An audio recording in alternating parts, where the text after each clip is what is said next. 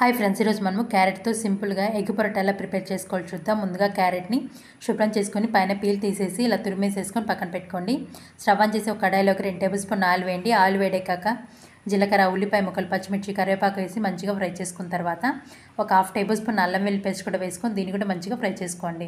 ఇప్పుడు ఇందులోకి తురిమి పెట్టుకున్న క్యారెట్, కొద్దిగా ఉప్పు, పసుపు వేసేసి దీన్ని 1 నిమిషం ఫ్రై చేసుకున్న తర్వాత మూత పెట్టేసి క్యారెట్ మంచిగా మగ్గనివ్వండి.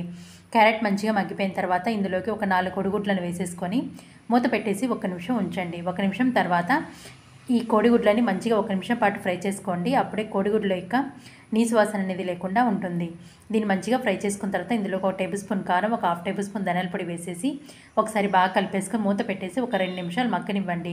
ఒక 2 నిమిషాల తర్వాత కొత్తిమీర వేసేసుకొని ఒకసారి బాగా కలిపేసుకొని స్టవ్ ఆఫ్ వేసుకొని సర్వ్ చేసేసుకోండి.